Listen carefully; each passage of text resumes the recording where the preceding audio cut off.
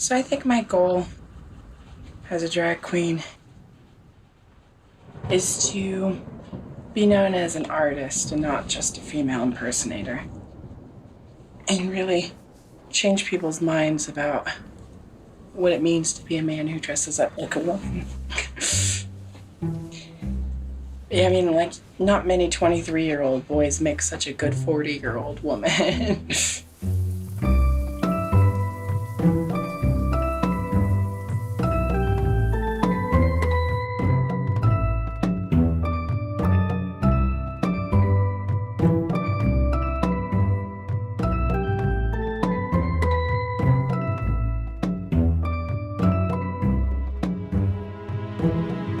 First time I ever did drag, I just used my mom's foundation and then put a bunch of green eyeshadow on my eyes and black eyeliner and did my eyebrows black and then put some lipstick on. And I wore this really, really cheap, fake looking plasticky blonde wig and my mom's bustier, which was about 3 sizes too big for me, so I had to safety pin it just so that it would stay up on my body. And I went to a Halloween party as Hedwig. And my mom didn't know about it because my mom had always told me that she was completely fine with me being gay, but she thought that being a drag queen would be just pushing it. And I think she knew that I always kind of had that brewing inside of me, that I wanted to be able to dress up like a woman every once in a while. Well, the very first sign was when I found my lingerie in his bedroom. That was a pretty big hint. He went through a stage where he'd wear my headbands and my sister's headbands around his waist with long t-shirts, and he did that for quite a while. He didn't play with cars and trucks and G.I. Joes. He played with dolls and wore capes, and not capes because of superhero capes, but capes more like, look, I'm wearing a dress cape. I just wanted him to feel comfortable with who he was. I never wanted anyone to make him feel like he wasn't allowed to be who he wanted to be.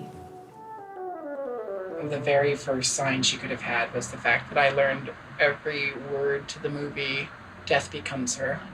Something about their heightened femininity in that and their desire to be young and beautiful forever. I think it appeals to people with the drag bone inside of them. Broken down, flaccid, boozy undertake, flaccid, flaccid. I love to talk like Meryl Streep whenever I get a chance. As soon as he watched one movie, he would know all the lines and be the people, almost their character. And he loved Death Becomes Her. I don't know how many times I rented that movie for him, and it went on for years. I'm a girl. My ass! Ernest, I can see my ass! And another thing I didn't know I wasn't supposed to say is at 7 years old, my mother really had no business showing me that movie. Get it, Paul. Come on. Get your time. Get your time. Growing up, Jarek was always interested in being the female characters. He'd often tell me, oh, it's because they have better powers, or I like their costume better, and I always knew it was just him expressing himself. Even playing like Ninja Turtles, the little figurines, he would want to be the little side character, not even one of the main characters, as long as he could play the girl. Other things as a kid was like Jessica Rabbit and Who Framed Roger Rabbit, and Catwoman was another one. There are a lot of really hyper feminine villains in American culture. I wasn't really raised by a lot of men. I was raised kind of like by a tribe of women. I grew up in a generation where a lot of us were being raised by single moms. It's depicted in television, like strong female mother characters. That's just something that's always resonated with me. I think drag is an art form the same way like Commedia dell'arte, clowns are an art form. And you create a character and kind of have to think with both brains. You have to step into this consciousness of a fictional person and make on-the-spot decisions and actions and behave this way, you know, the way of this person you invented, basically. It's not just a form of self-expression, but it's a forum for kind of discussing topics and bringing certain things to the foreground that you want people to start talking about. I can call out all kinds of bullshit as Jinkx that I would never even really talk about as myself. I think the first time Jarek ever went out in full drag was at SMARC, which is the Sexual Minority Youth Resource Center. There were a lot of days where we were all just kind of hanging out, like around in the main area where there were some couches and a stage and like a CD player and stuff. He put on a CD and he was just like dancing around the rec center, like trying to get people to dance with him, but nobody would. I was sitting on the couch and he just like asked me if I wanted to like dance around with him, and I said no, but he decided I was going to, so he just like grabbed my arms and pulled me up off the couch and made me dance with him. I guess after that we were friends. Yeah, that's how I met Jarek.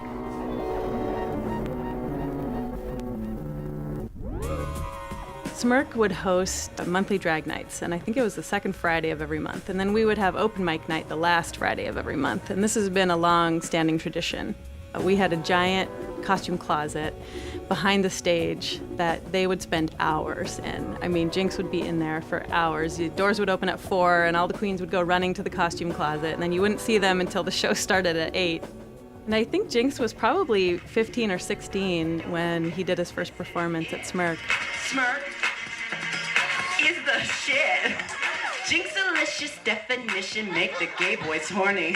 Everybody loves me cause I'm cheesy and I'm corny. You can see me, you can tease me. If you pay me, you can squeeze me. It don't take a lot to please me, cause you know this bitch is easy. Jinxalicious. When I started doing drag at age 15, I was keeping it a secret from my mom. But my grandma knew. I stored all my drag stuff at my grandma's house, and I would stay with her on the weekends.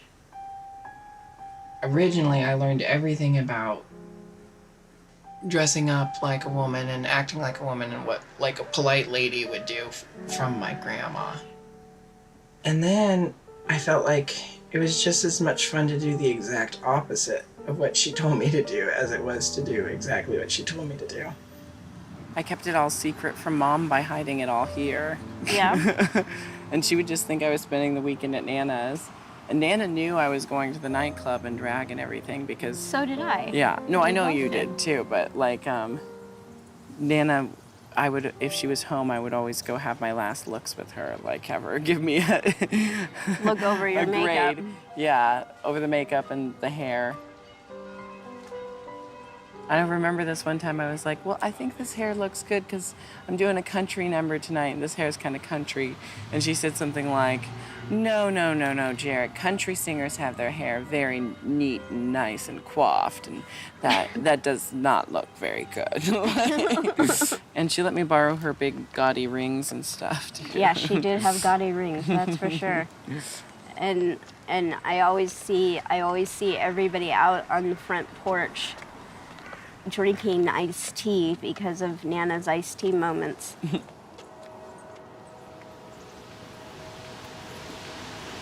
When I was 10 years old, it was early September, and I was extremely excited for Jarek's coming. I knew he was going to be a little boy, and he was already mine.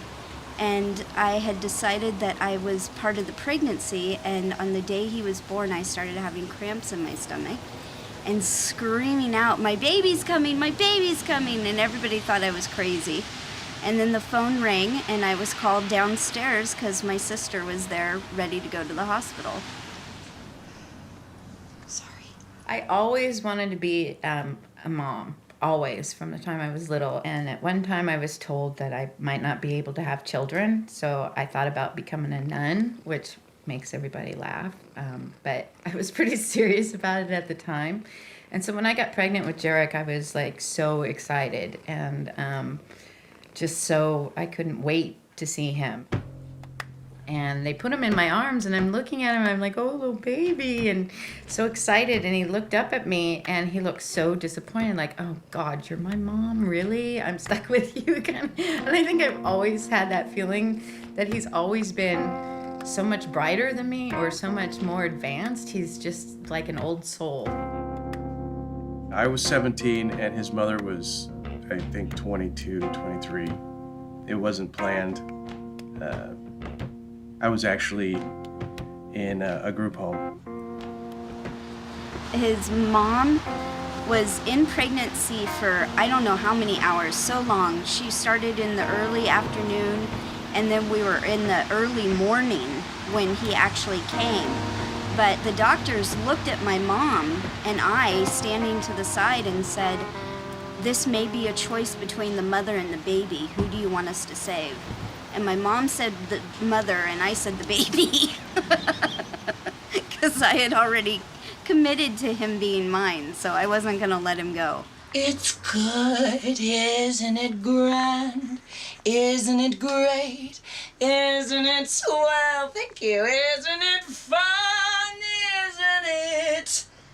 Nowadays, there's cocaine on this. You can like the life you live. You see, there's a little boy in my throat. You can live the life you like. You can even marry Harry, but mess around with Ike. Oh wait, you can't see that on camera. I poked his dick. And that's good, isn't it grand? Isn't it great? Isn't it swell? Isn't it? Jinkx and I met our first week at Cornish College of the Arts and became fast friends. He seemed pretty shy and reserved and quiet at first, and so I went up to him and we started talking, and then I realized what a weirdo, crazy person he was, and we became super fast friends. I first met Jinkx when he was a freshman at Cornish. I remember him because he was kind of a shy gay boy with dyed hair, and he stood out. He had been performing drag for a while at that point, which is unusual at that age. Jinkx started taking the fundamentals of what we were learning at Cornish and applying it to his drag and creating new characters and these fully rounded female presences. I don't think I introduced him to anyone yet because he was like 18 years old and I wanted to keep my job. So I wasn't going to be like farming him out to bars and burlesque shows. But I could recognize his talent. Seeing how he's taken his acting training towards Jinkx and made her this wild creature you see before you has been incredible to watch. She's not a Christian!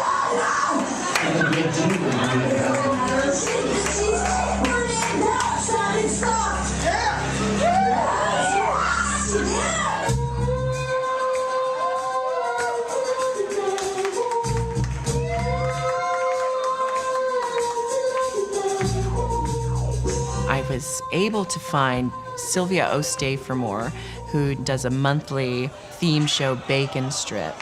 And this is where I developed, I think, the most of my Jinkx persona and kind of honed in on the different things that really excite me with drag. Well, I had planned this whole number where I was going to come out and roller skate, right? I was going to be like, I love to love you, baby. We so close to me. But I don't roller skate very well, so it's going to be something like this, you know? And it really challenged me to think of material that is relevant to me and stuff within my wheelhouse, but accessible to a wide audience. Excuse me. If you're sitting in front, I apologize. I was going to do one of these.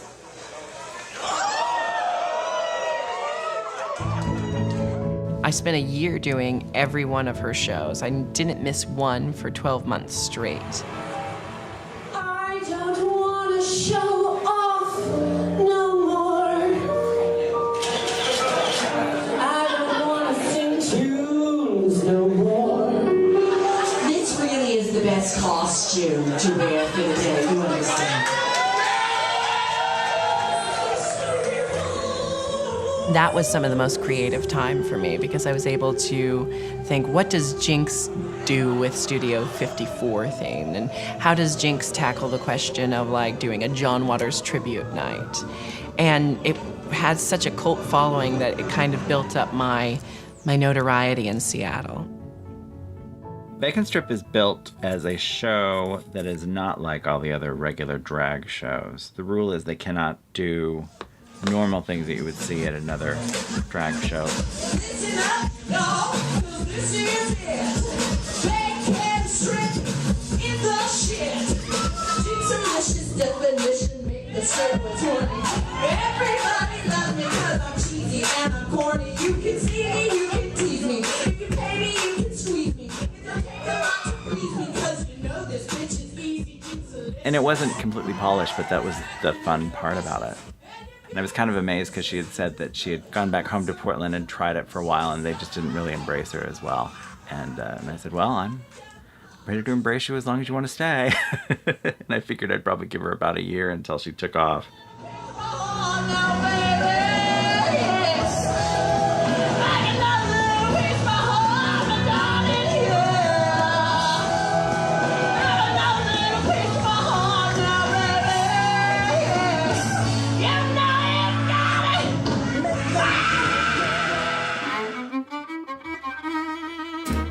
And so she won the first Miss Bacon Strip title. And she wore the crown with pride. I think she actually even ate the, because we make a big bouquet of roses out of bacon, and I think she got in a drunken mood and might have even eaten one, which we don't recommend because they're not completely cooked through. But I believe she did. I think she ate one. We kind of ushered her into the drag scene with our crazy show, and then she went mainstream with the regular show on the weekend so she could actually make money. So it was great.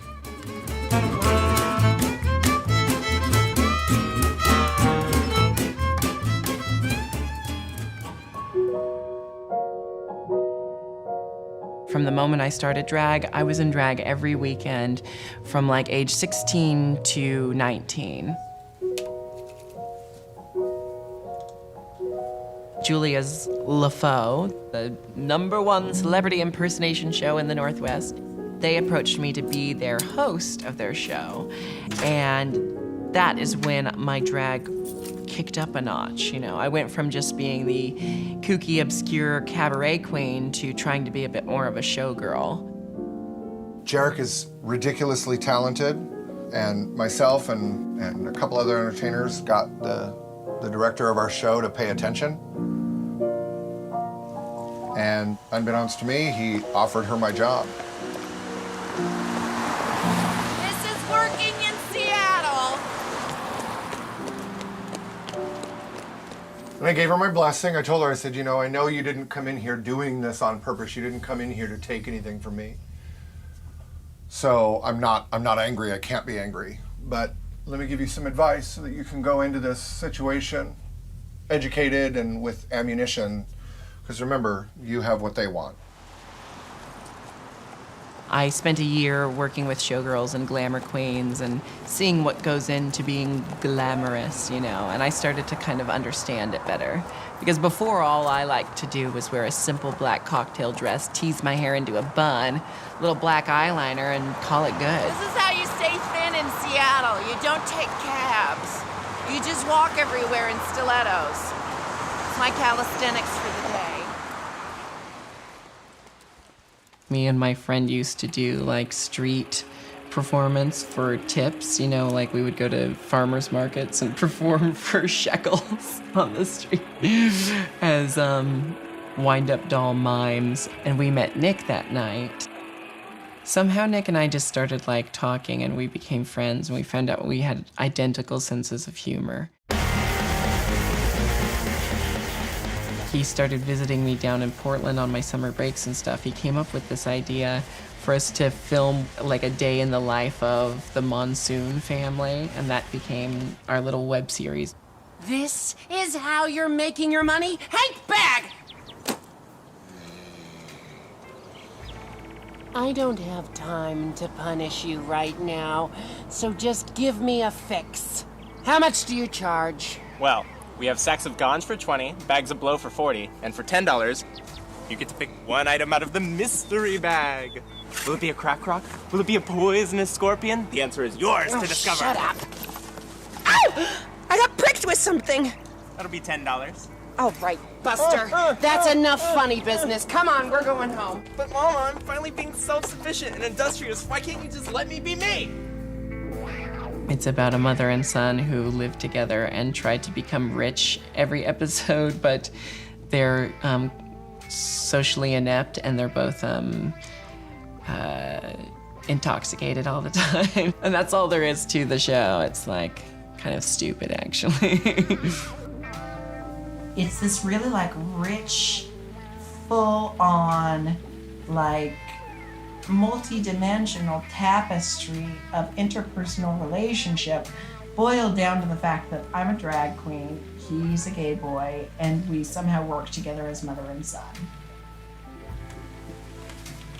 If you could like say two gay men about the same age, if you could like find a relationship between those two people, we've had every form of relationship that two gay men at about the same age could have. We've been best friends, we've been lovers, we've been like collaborators, we've been artistic, like we've feuded, we've fought, we've loved, we've fucked, we've done everything. And because of that, there's nothing off limits between Nick and I. Of all the relationships he and I have had in our history together, co-comedian seems like the most apropos between one another. I've learned from Jinkx that there's always going to be a million people who think that what you're doing isn't the right thing to do, or is silly, or isn't going to go anywhere. But if you work hard enough, you can get there, and I think that's what Jinkx showed to me. I don't think I really understood what my drag persona was and who I wanted it to be until I came to Seattle. There was something going on in Seattle that wasn't going on in Portland, where drag queens were being incorporated into other areas of performance that wasn't just drag.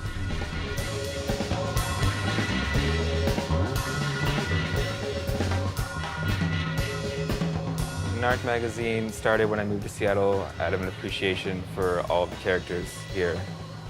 People that were doing a lot of crazy, fierce, amazing things that nobody was really looking at or documenting. Spiraled into doing a lot of parties, events, concerts, drag, everything.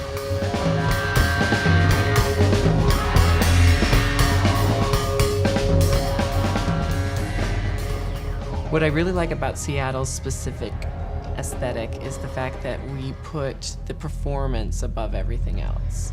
Like, we kind of will overlook like kind of a, you know, a weird looking drag queen. We won't really focus in on how they're unfashionable or how their aesthetic is gaudy or tacky or anything like that. People look past, you know, just the visual of the drag and look into what they're actually doing.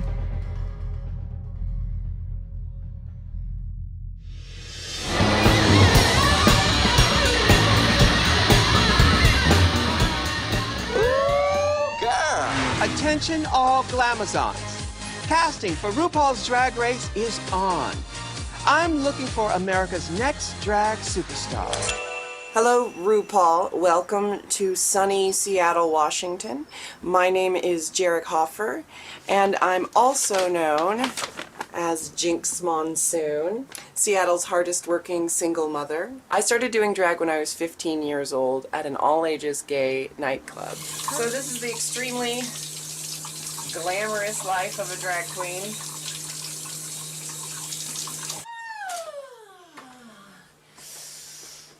Hello, my name is Jinkx Monsoon, and welcome to my underwear. I was one of the hottest vaudeville singers in the 1920s, it's true. I'm just a Broadway baby.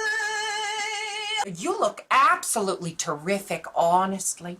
He's got sort of a light blue on. Mother wanted me to come out in a kimono, so we had quite a fight. I don't think that I'm the competitive type. I like to compete with people, not against them. And when it comes to working with other drag queens, I always try to treat other queens like my sister until they give me a reason not to. You know, RuPaul, you've been around the block a few hundred times, I'm sure. Are you stalking me? I knew he was going to be famous. I just knew something about him. And I thought it was going to be football. So I gave him a really cool football name, Jarek Roman Lamar Hoffer. And I thought it'd be really cool. J.R. Lamar sounded like so football. But as he started growing, I knew that wasn't going to happen.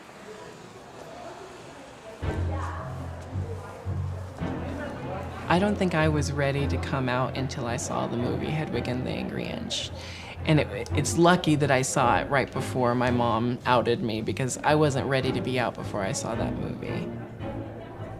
The material Hedwig and the Angry Inch has always been really personal to me. It was my senior thesis performance at Cornish. And so when Balogun approached me about it, I said yes immediately. I didn't know, though, that I would be doing it while I was secretly waiting for the announcement to be made that I was on RuPaul's Drag Race. Oh, now I do feel like Meryl Streep. Now I am like Meryl Streep. Look at this. Wrinkled, wrinkled little star. Hope they never see the scars. And then right before Hedwig opened, the announcement was made that I was going to be on season 5 of Drag Race, and I was the first Seattle queen, first Northwest queen ever to go on. And it was really interesting performing, like, for me, the ultimate show in my repertoire, like while I was also being exposed nationally on Drag Race. You know? He must have been 15 or 16 years old, and she called me, and she told me that Jarek had come out to her. What are we gonna do? And I just thought for a second, well, are you gonna stop loving him? And she was like, no. And I was like, well, you're not gonna do anything, because he's the same person he was. Nothing's changed. So there's just a realization now that he's come out and he's telling you who he is, which is still the same person he was before he told you.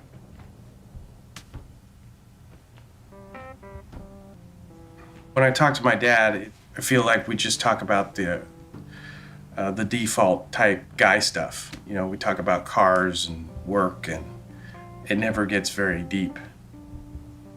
My relationship with Jarek is very much the same. We don't talk much, and I don't see him often. And when we do, the last time I saw him, I think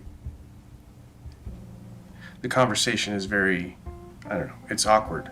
It's strained. It's not organic. I wasn't there a whole lot, so probably wasn't the best father.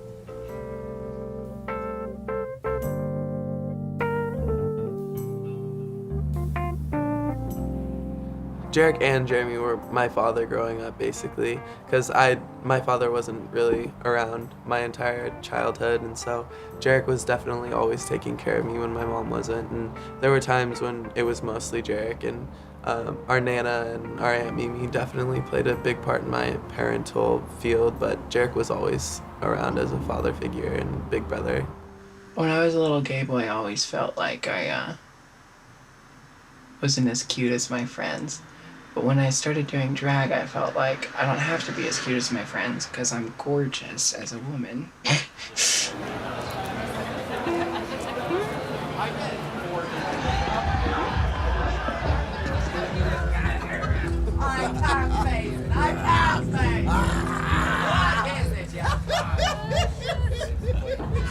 I just feel like people should be able to express themselves in their day-to-day life free of fear.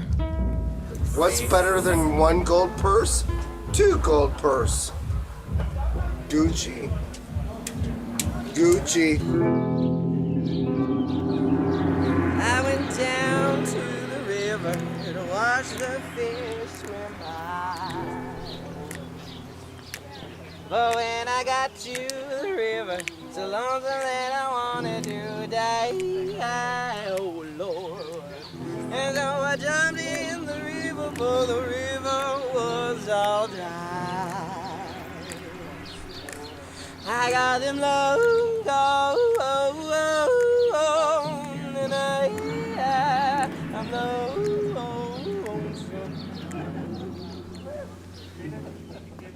I definitely feel like I have a second family here in Seattle.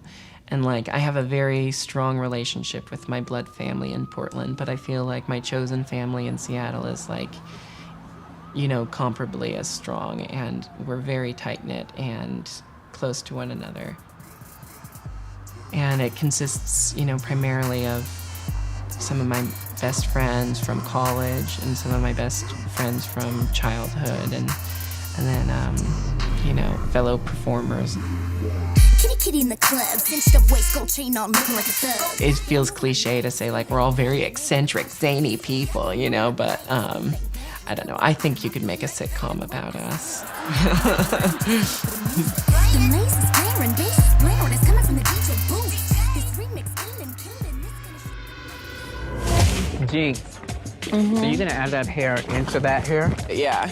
My grandma got me this wig when I was like 17. So your grandma was buying you wigs, girl? My mom wasn't really into it, but my grandma and I would be getting me in drag, and then I'd go out to the club. She'd let me be who I wanted to be, you know? When Jinkx was on RuPaul, my friends and I, every week, we would get together at my house and watch it on TV. We'd have like potluck dinners, and from the beginning, they would show this one clip of Jinkx saying, "I feel so guilty," and crying, and we were all like, "God, what is that about?" What, you know? But it was kind of neat when we see that. We knew he was going further because that we know he's getting further in the show because it didn't come up, and we all. Then my friends would ask me, "What is he so guilty about?" I'm like, "I don't know," and I would try to call him and ask him, you know, "What is that all about? What were you feeling so bad about?" And then when that episode happened.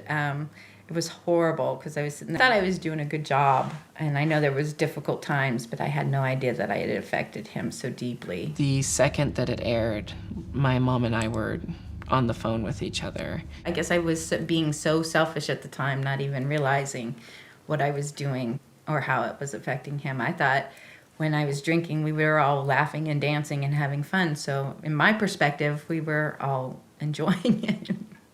And it's sad to find out that it was hurtful for him. We had a really good conversation that night, and she kind of just said that she understood that it's just a part of my story with my life, and that sharing it was just a, you know, it was just a given, and she didn't hold any ill will towards me about it, and that was all I really needed to hear. When it did air, it kind of brought things forward where I had to accept how I had made him feel. I've just been so nervous about this episode airing because I don't want it to seem like I hate my mom. My mom has been a wonderful friend to me for the last couple of years. We went through a rough patch, but I really love her, and there's ways to get over trauma and live your life no matter what, ladies and gentlemen. You know, I did it all by myself for so many years with very little outside help, very little coaching, very little, you know, I did everything myself. And let's face it, you can't be good at everything. You know, you can be really, really intelligent and really talented and stuff, but you're never going to be good at every single aspect of something.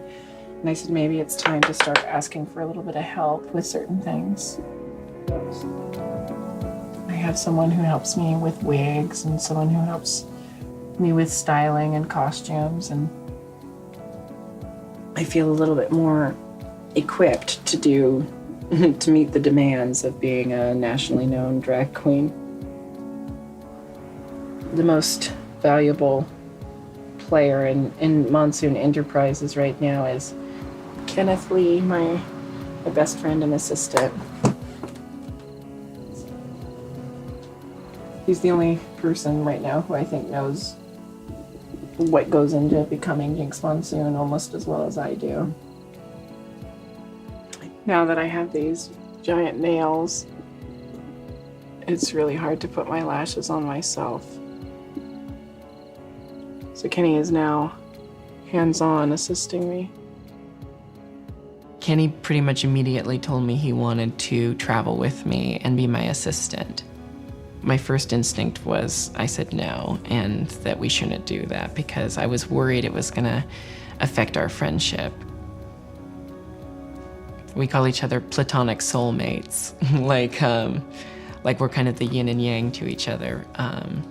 But we're not in a romantic relationship, we're just best friends. Well, now we kind of say we're more like brothers. I was worried it was gonna make a lot of tension arise between us. And it has. So we have times where we get really sick of each other because we pretty much are together every day. And so it kind of makes us tense at times, and sometimes we bicker needlessly. That's the pros and cons to like having someone who you feel like is family to you work with you on something like this, is like you accept that you're gonna get tense with each other, but when things are working well, they work so amazingly, and it's so wonderful to have your best friend and have someone familiar with you when you're like traveling for 7 months on end, you know? Like if I didn't have him, I probably would, I don't know, I always say like I'd either go crazy or drink more.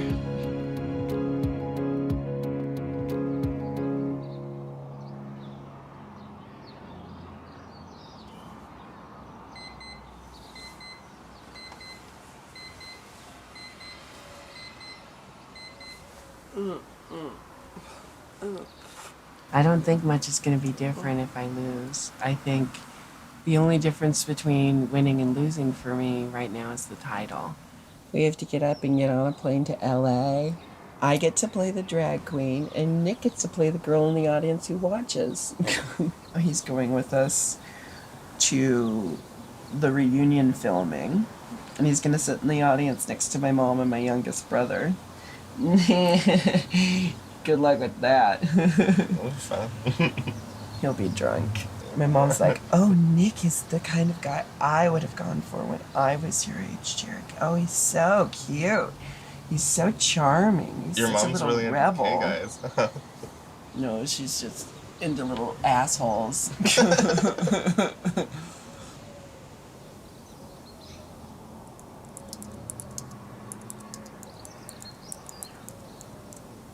I think of RuPaul's Drag Race, like, it changed every aspect of my life, like every single aspect of my life. My boy life, my drag life. If I lose, I've already won so much that the only thing I'd be losing is the title, but I wouldn't be losing myself.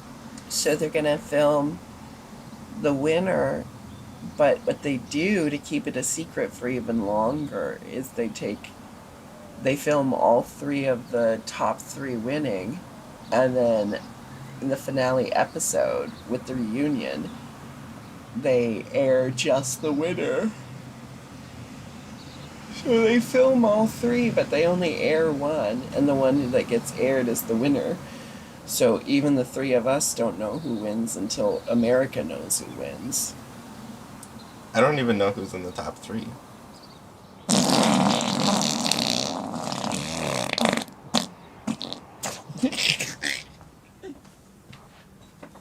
Okay, the cab's outside. I think I auditioned saying, oh, I just want to go into it for the experience, and who cares what happens.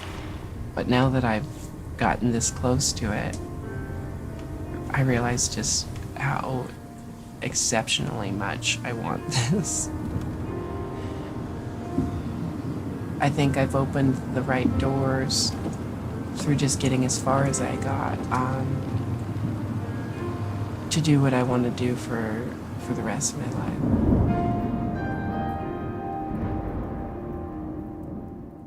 Okay, so we just have 3 ground rules. One, which you've already all abided to, which is putting your cell phones in the bucket, so that we don't want any spoiler alerts. If you heard what happened on the East Coast, has anyone heard what happened on the East Coast? No. Perfect. Okay, so we want to keep it as a surprise for all of us. Number 2 is if you aren't caught up on the season, don't ask any questions.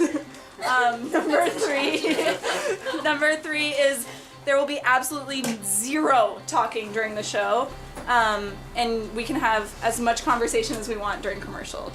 We can gasp, we can laugh, we can go, you can do a really quick, like, oh no, she better don't, but like, that is it. Keep it to that. If Jinkx wins, we're all gonna do a champagne toast. Of course. With the champagne everyone else brought. If Jinkx loses, we're all gonna choose one piece of garbage from the garbage can and eat it.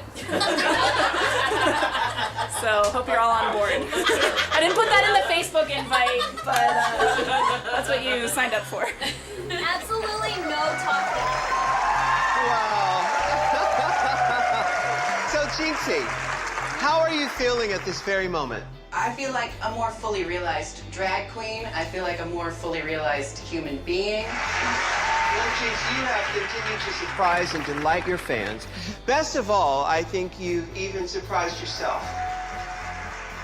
The time has come to crown our queen. America's next drag superstar is...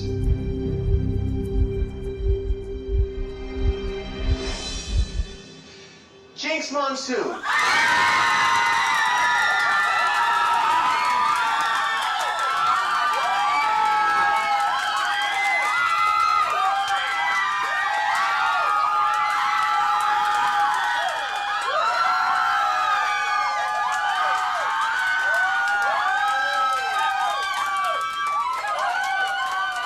That moment, I'm getting goosebumps now. When they announced, I started crying and we were screaming through the neighborhood. It was an amazing moment because I know how much it meant to him. Now open your little mouth.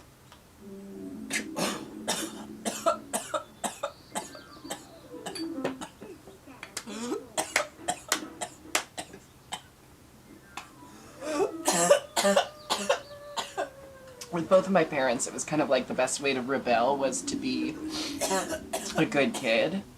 Like, they were expecting me to follow in their footsteps and start drinking and smoking weed and going to parties and doing all that kind of shit really early, because that's what they did. But for me, I wasn't interested in anything like that because I wanted to rebel against my parents, and I did that by being a straight A student and doing after-school theater! But when I was 22 was the first time that I smoked, and it was with Kenny.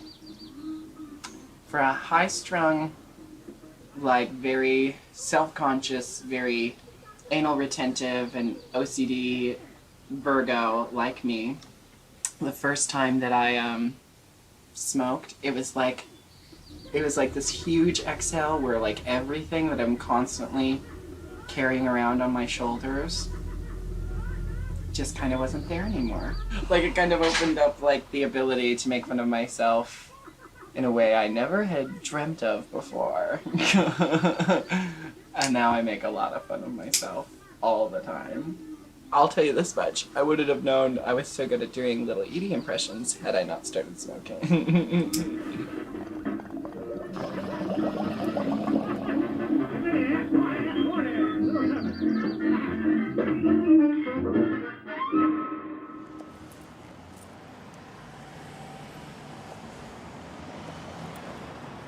In true Jinkx Monsoon fashion, they put the crown on my head and then I walked into something, just slammed it into the speaker. And then immediately after that, they took the crown away from me and told me they'd ship it to me. So this is my first time seeing it since New York. He's always used humor in a way to calm people down or to mask how he's feeling and to turn things around to where he's not feeling so uptight, and uses humor to, I think, sometimes hide some of the pain he might feel inside. But he's always had, you know, this funny, quirky side. He's always been just so imaginative.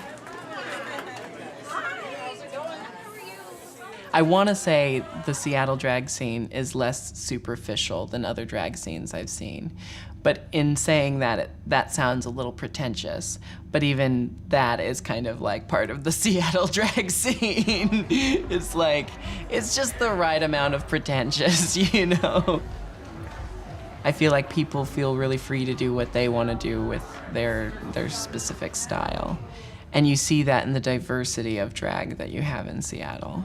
So we have all my favorites performing in the show tonight, starting with the hostess of the evening, my sister Binda LaCreme. Hello. This is the Shanghai Pearl, my first exposure to burlesque. Of course, we have my preferred dressmaker and one of my favorite performers and what? Co-cast members in the Daily Rue Presents shows that we do, Jamie Von Stratton. And then over here, we have Sherdana, Lou, and Kitten LaRue. And back there's the luminous pariah. Here we have Fuchsia Fox, who's not only a talented burlesque performer, but also a gorgeous belly dancer. Sydney Devereaux, who gave me and Richard our first spot in Seattle on the burlesque stage at the Pink Door. So we go way back. Of course, Richard Andreessen, my music partner, aka Dr. Von Dandy, aka Major Scales. This is Gabriela Sanchez Samano. And then, of course, we have Kitty Kitty Bang Bang delivering Jessica Rabbit tonight, one of my childhood fantasy characters.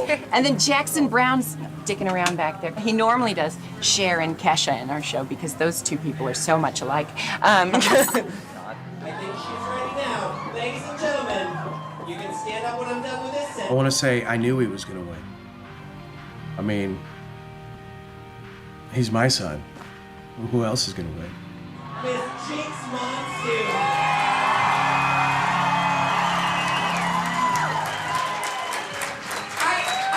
I'm so sorry. I'm not going to wear this thing because it's actually terribly uncomfortable. But I wanted to show you guys. Look, it's a crown. Well, that's right, I'm sad and blue, cause I can't do the boogaloo. I'm lost, can't do my thing, that's why I sing, gimme that ding. What good's a metronome without a bell for ringing? How fast can anybody ever tell she's swinging? How can you tell the rhythm written on a bar? Where's the bar? How can you ever hope to know just where you are? Give me that. Give me that. Give me that. Give me that. Give me that. That. Give me that. Give me that. Give me that. Give me that. Give me that. Ding. Give me that. Give me that. Give me that. Ding. Give me that. Give me that. Give me that. Ding. Give me that. Give me that. Give me that. Give me that. Ding. Give me that. Give me that. Give me that. Ding. Give me that. Give me that. Give me that. Ding. All right, kitten. Now you gonna show them what to do, or am I gonna have to? But Richard and I met because basically we were two of the only 3 gay guys in our class. And we both had really interesting hats that we wore every day. And so we kind of hit on each other with our hats. Like, I noticed you wearing your duck hunter hat while I'm wearing my, Nepalese Sherpa hat. Like, maybe we should get together and our hats should get a drink sometime, It's kind of like that. It was really dorky. And then the first time we hung out just one-on-one, we knew right away we didn't have any sexual or romantic chemistry.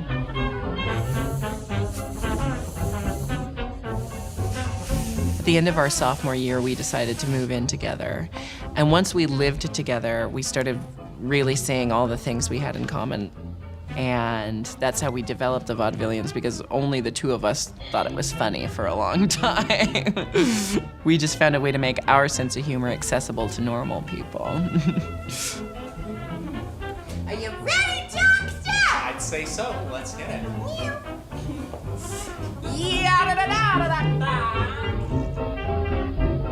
I never thought that I'd get to tour the world and work on a show that I wrote myself and that I conceived in college and have been working on since then, you know?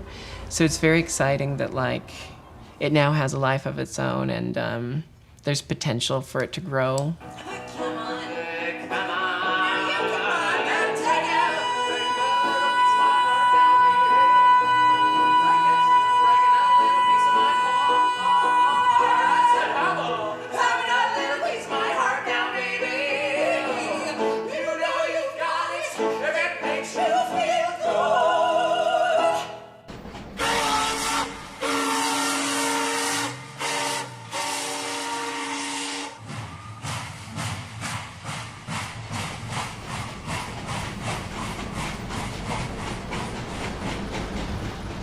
So this is Battle of the Seasons, Vancouver.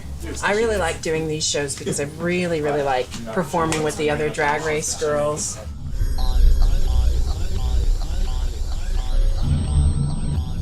It's nice because it's like you've got a support team and you've got all these people who know what you've been through and know the experience and know what life is like now after you go on reality TV. Especially like with people like Willem and Pandora and Manila and Carmen, these girls that I used to watch on TV and used to be so starstruck by, and now I just got thrown into,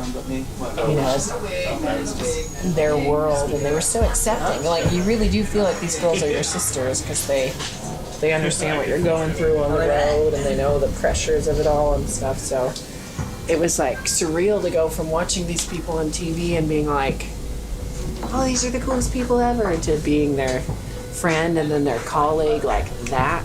And that's the interesting part of it. It's fun, but it's surreal sometimes when you realize people you used to watch on TV are now your co-stars, you know?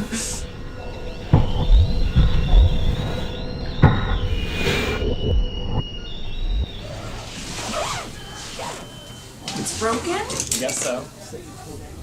We did Bobby Taylor to go on. I know. Can I see what dresses we brought? I'm not trying to yell. It's just cutting me off. No.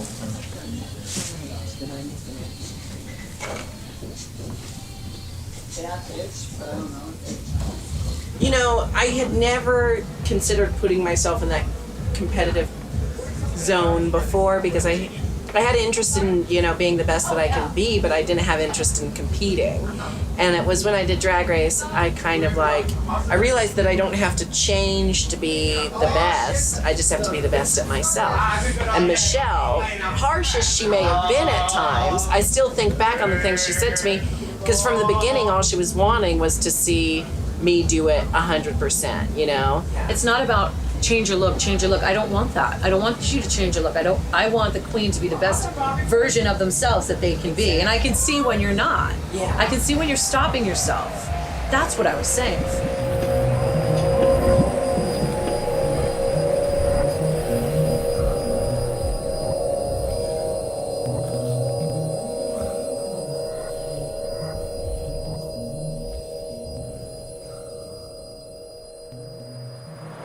We're in Des Moines, Washington for the High Line Community College 6th Annual Drag Show for the Unity Through Diversity Week.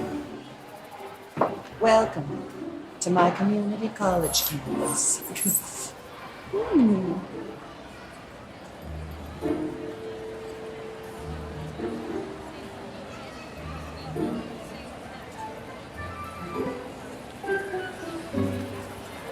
I don't know what I'm gonna do.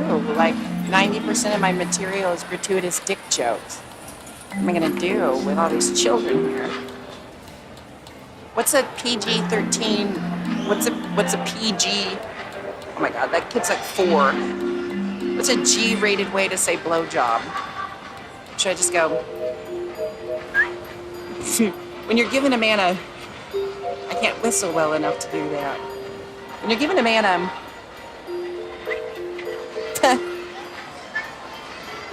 no. When two people like each other a lot, occasionally they give each other kisses on their daddy rod.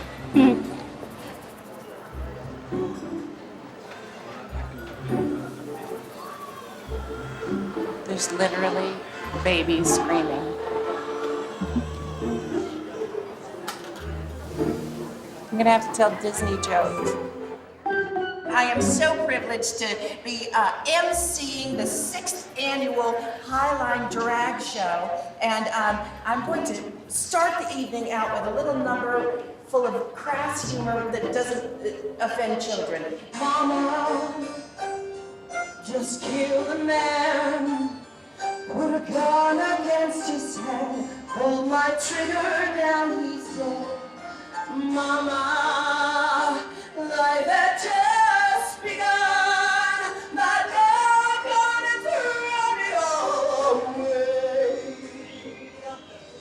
I don't really think any kids, while I was growing up, really reacted to it in a negative way. I mean, there were definitely some people who weren't accepting of it, and there's still people who aren't accepting of gay people and all that, but for the most part, nobody ever really cared. They just thought he was my older brother and that was it. It was always kind of crazy, but in like a good kind of, I don't know. It was always crazy at our house. Like, it was never normal, I think. All three of us were really close, and then when Jinkx, kind of moved to college and started doing his like own thing and started expanding his options more and like what he was gonna do with his life, it was like kind of shitty because I was like so close with him, and so like it was kind of like me losing like a best friend, or like he's my brother, but like he's like my best friend. So, but I don't want it to get so big and crazy that he completely forgets about Jinkx and it's just Jinkx, because that's not good. And yeah. Sometimes when you put on a full face of makeup and a wig and everything, it's funny because it's like I'm looking in the mirror and I just don't see Jinkx anymore, Like, I know who I am, and I know I'm just playing a character right now. But sometimes even I look in the mirror and I'm like, who the hell is that woman looking back at me? When you do your makeup right, even you can't recognize yourself sometimes. Like, I don't even see that goofy little redheaded boy right now. I just see Jinkx Monsoon. But it's fun. I don't know. It's fun.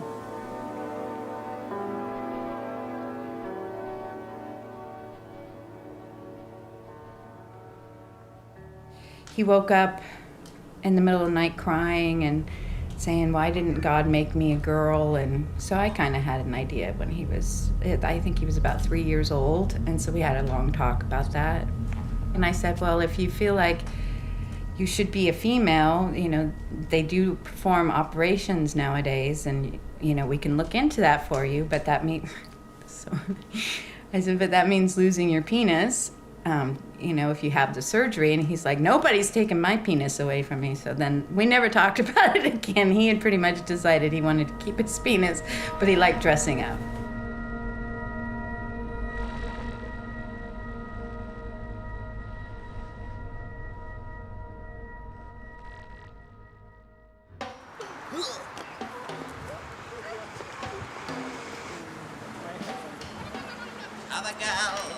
Put the bass in your torso.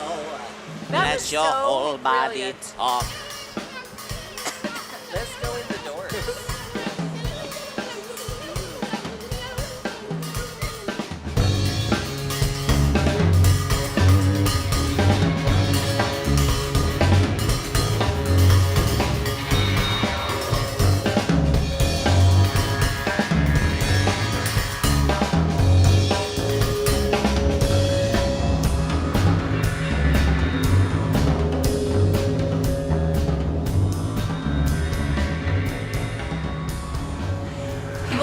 Tell you, when a drag queen needs to go pee, it's gonna take 20 minutes because we have to Oh my God, we have to essentially take it all off, just pee for 20 seconds, and then put it all back on.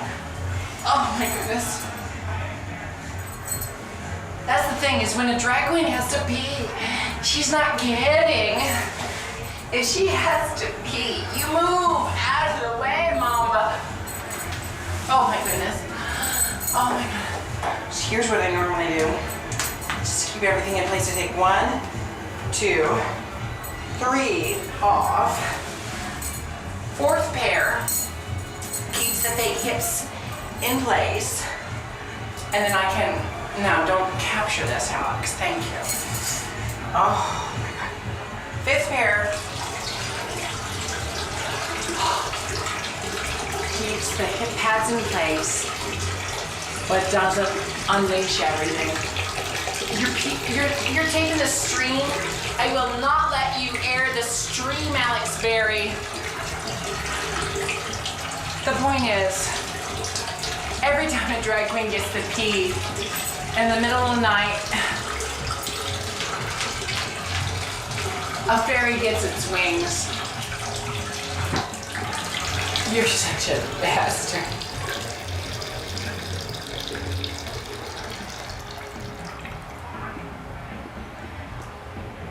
Okay, I think that's it. I went pee like a normal person would, but I had to hide it from the rest of the world because it would spoil their idea of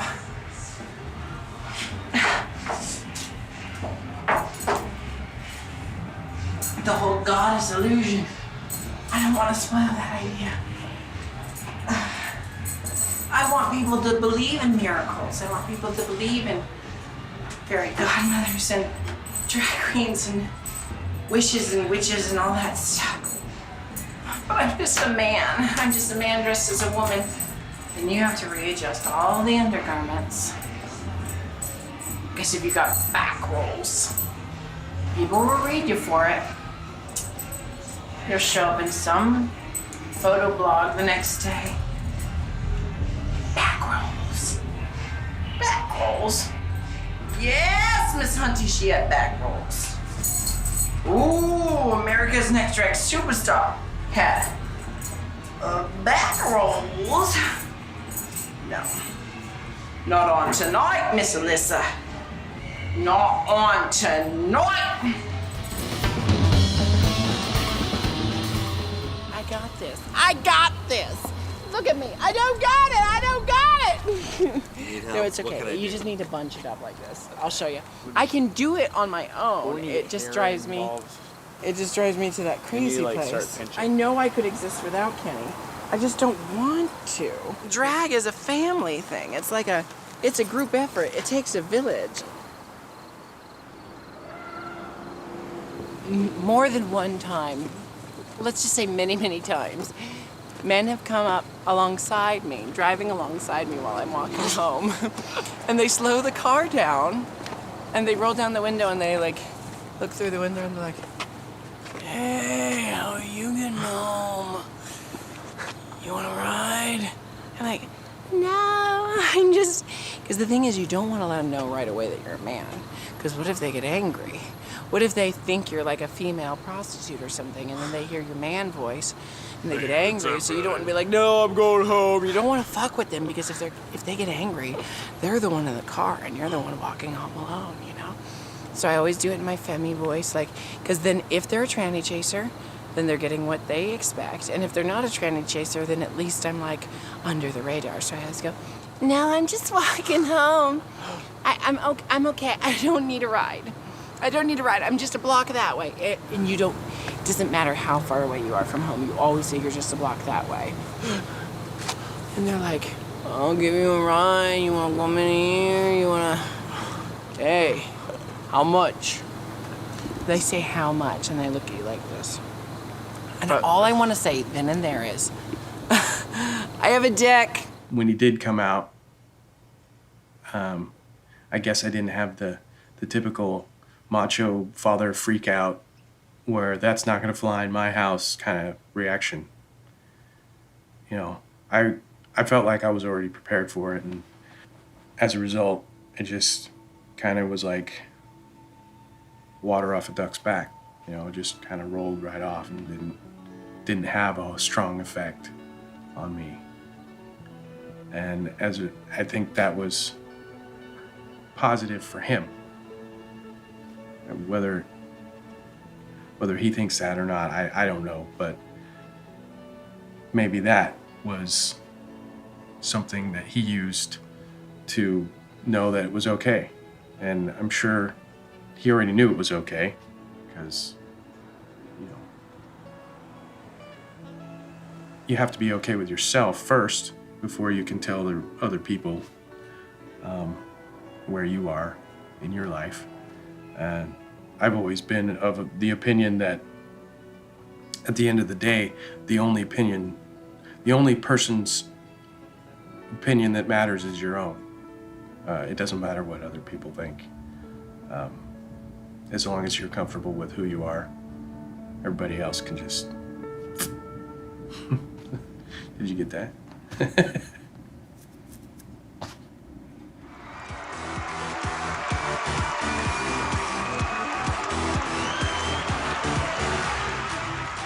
I'm America's next drag superstar. For about 60 more seconds. Yes. I feel like I'm supposed to have a ton of feelings right now, and I kind of feel numb instead. I feel like everyone wants me to be like, oh, I'm not the queen anymore. But I don't feel that way.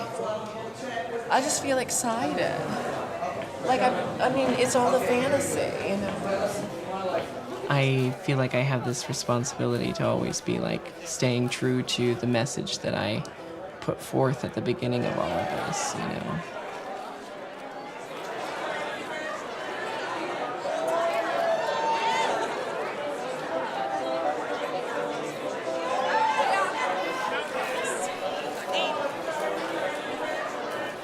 You know, to make the world a better place than you found it, and like to not let the little things get to you, and, you know, just remaining positive and trying to always be the kind of person that you want the world to perceive you to be, and don't get caught up in like negative trauma that has nothing to do with you, you know? I just always want to make sure I practice what I preach. What's life been like since you snatched that crown? Well, mother darling, I got to do my original show, The Vaudevillians, all across the world this year. So, Jinkx, do you have any words of advice for America's next drag superstar? Well, I highly suggest you revel in every single second of it. Mind your P's and Q's, and when the bitches come for you, let that bull be water off a mother duck's back.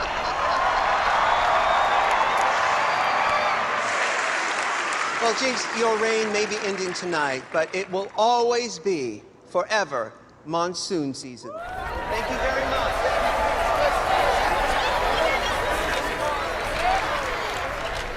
All right. The time has come to crown our queen. As always, I've consulted with the judges and the fans, but the final decision is mine to make. Adore Delano, Bianca Del Rio, Courtney Act. The winner of RuPaul's Drag Race, America's next drag superstar, is Bianca Del Rio.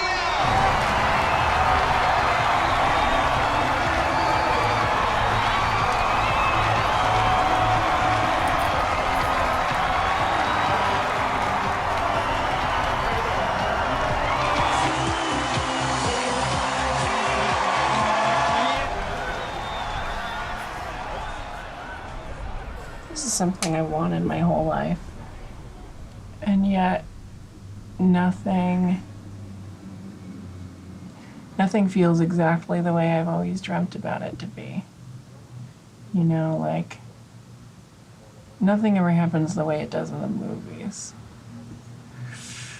Like, a huge, huge door is opened for me. And you think, that thing you've been working for your whole life finally just happened. And now everything is just going to be completely different. And you know what? It's not. Everything's exactly the same. I think what I thought fame was before doing all of this, I think I thought it was gonna be like a Band-Aid, if that makes sense. Like, I think I convinced myself, like, if I do this, or I accomplish this goal, or I make it here, or I make it this far, then it's gonna fix all the problems that I have going on. But now I think what it really is in this business is the chance to keep taking your work further. It's not a Band-Aid, it's just an invitation to work harder.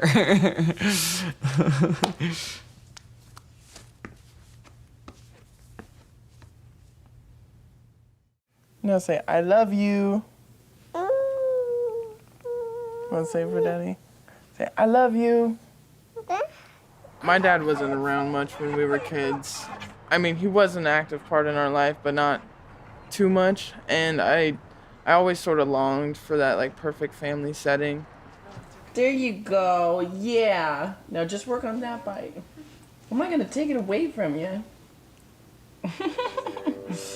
So I don't have any furs for you to try on. Why does she never wear her wig when I visit?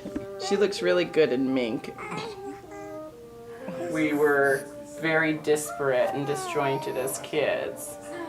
I feel like ever since we've started to get to know each other as adults, everything's been completely different. If you want some more burger, give Daddy a kiss. Fine.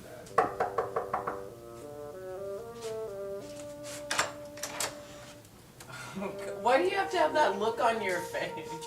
I think it took us some time apart and for us to realize how different we are, but how similar and how many struggles we've shared together. Exactly. See, this is how you know you have a cool family, is when your little brother starts getting you drag gifts.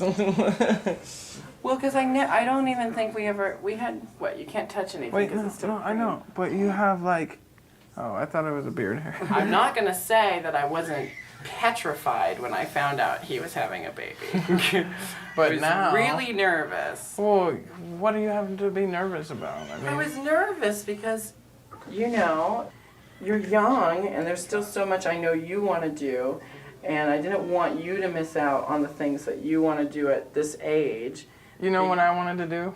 What? I wanted to have a baby. You wanted to have a baby when you had a baby? I honestly did. You know, with me it was, we never had that whole family. We never had the mom and dad and the family trips and all that stuff. And so I feel like I sort of jumped into it because that's the role I always wanted to play. We had to grow up with so much, you know, kind of cutting corners and struggles and, like, you know, figuring everything out. And I just didn't want to raise a baby in the same kind of struggles we were raised in. And that's what I was worried about for you, because, you know, you're still young and figuring things out for yourself. But then I watch you with your baby, and I just see a full-grown adult all of a sudden. But the best thing for me is that you're letting me be a part of it, and that I get to pour so much attention into my little baby niece. I can't help but take money from my Auntie Jinkx. People always warn you when you come into money that your family's going to come asking for it all the time.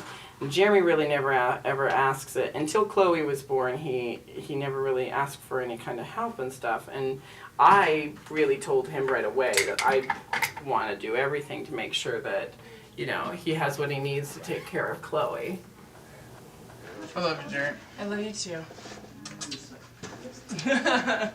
No, you've got all this powder on your face now.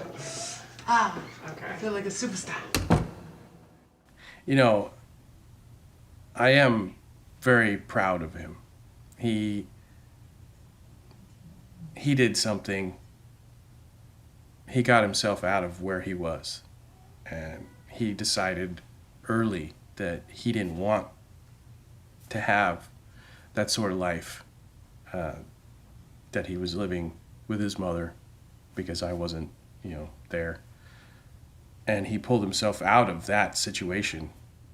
God. You know who gave me this dress? Sharon Needles on New Year's Eve. It's sabotage though, because the sequins stick to themselves. I thought it was the sweetest thing in the world. I wore it for 5 minutes and I was like, that bitch. She put me in a booby trap dress. But I love it. It's so gorgeous.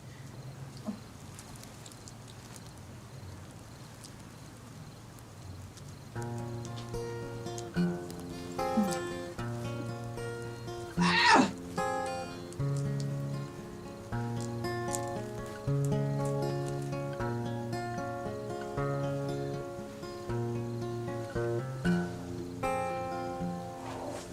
Golden sequin, golden firelight bend, and breaks you, holds you, takes you, pulled apart, and reassembled. I'm really glad that Jinkx is something that Jarek can turn to when everything's getting crazy, and like that's just who he is. I love Jinkx and I'm a big fan of the whole Jinkx Monsoon persona and everything, but I kind of just like am sick of it because I want my brother to come home, you know?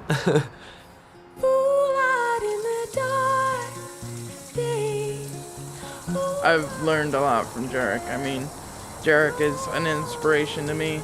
Seeing where he's come from, being there with him, and now seeing where he is today, just shows that you can do anything you set your mind out to.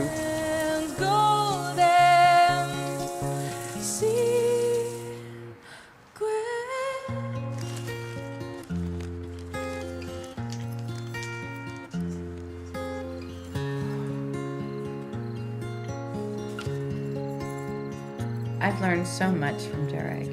It feels like he's always been teaching me. I'm just so proud of him. It's kind of weird because my family had kind of become very disparate and we were all kind of very separate and, you know, drifting apart in the last year or so.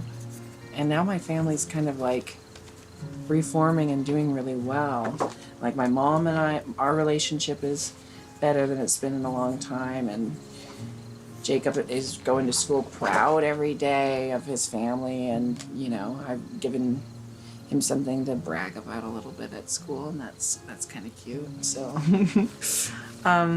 so there have been really unexpected positive repercussions that have nothing to do with drag and have nothing, like who would have thought going on a reality competition based TV show for drag queens that my family would have this like second chance to all be together again. I think that's pretty special. I'm so tired. All I can see is X's, O's, and my own damn name.